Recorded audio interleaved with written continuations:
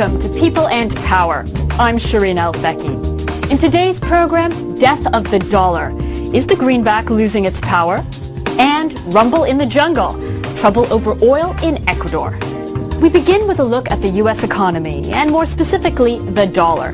Now, the dollar isn't just the United States currency, it's the world's currency. The one used for most business, whether it's buying a cup of coffee in America, trading oil from the Middle East, or financing a deal in Asia. Now, the dollar has been falling against other major currencies. Some economists think this is a good thing, that the dollar needs readjustment, and all of this is important for America to deal with some of its economic imbalances. But a sharp fall could trigger big economic problems in the United States. The fate of the dollar lies largely in the hands of those outside America. But what if foreigners lose faith in the American economy? What would happen to the dollar then? Max Keiser is a financial activist with Karma Bank and a former Wall Street broker. Here's his perspective in Viewpoint.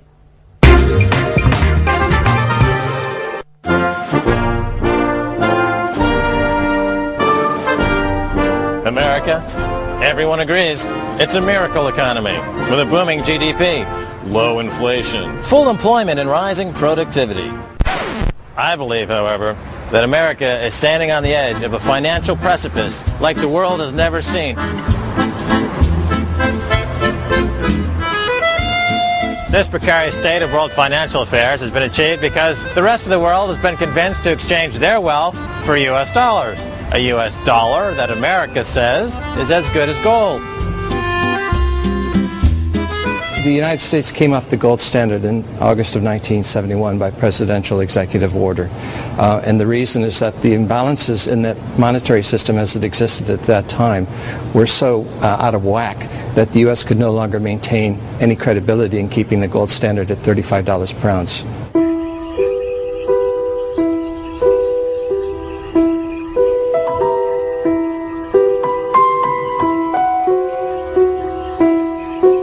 When the gold standard was eliminated in 1971, you eliminated all of the discipline on monetary creation. Yes, for 30 years America's been inflating its money supply, which means that foreigners doing business with America don't get something for something. All of that monetary inflation means that the dollar gets devalued, massively devalued. Oh, gargantuanly devalued. Okay, bonjour. Un petit steak, bon steak. Un bon steak. Ouais. Vous acceptez dollar? Ouais, c'est bon. It's good. It's gold. This is really gold. Avec la caissière. So why do America's trading partners accept this deal? Nothing for something. Is it because they've been mesmerized? Or is it just a case of outright deception?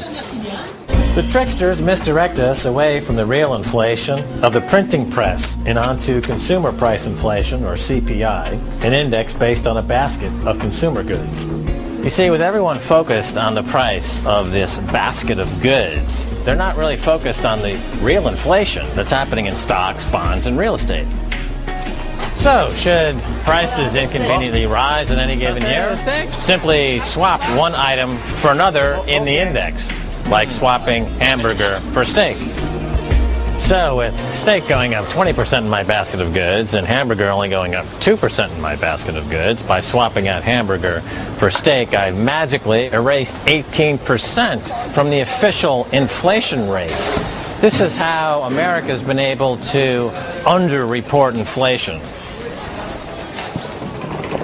So another way that they underreport inflation is called geometric adjustment. This baguette, for example, has a certain geometric property which is counted in the basket of goods. But this year, by adjusting this bread in the basket, voila, less inflation.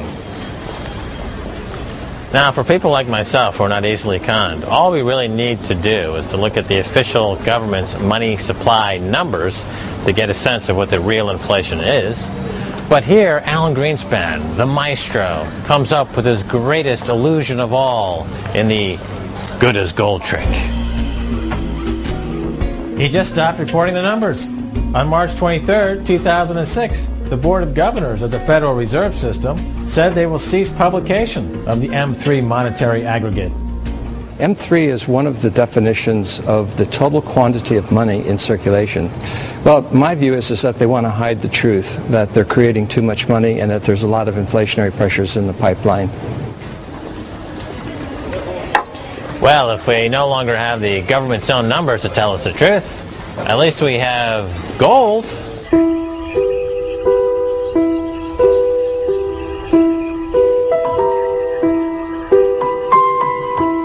Gold has always been a reliable indicator of which way inflation's going.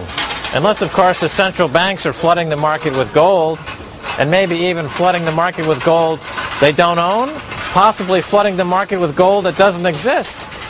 Central banks have been active participants in the gold market. We see some of their activity when they make their announcements as to just hoarding some of their gold stock and some of their gold reserves. But they also do another thing surreptitiously. They lend gold to bullion banks, and the bullion banks in turn sell that gold in the market. It doesn't get recorded as a central bank sale. It gets recorded as a central bank loan, but it has a net effect of depressing the gold price.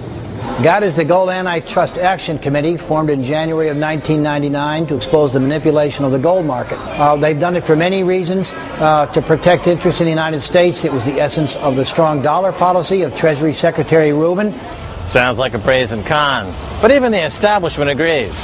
Chevreul Bank, a division of Crédit Agricole, has issued this 56-page report that completely supports GATT's charges.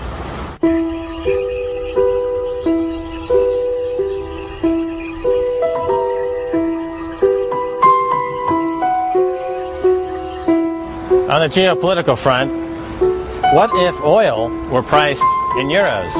Since the 1970s, oil's been priced in dollars. But then Saddam Hussein started pricing his oil in euros. And before too long, Saddam started making 17% more on his oil than his neighbors. He saw through the dollar scam. Now, we'll never know how far this would have gone because of shortly thereafter, Iraq was invaded.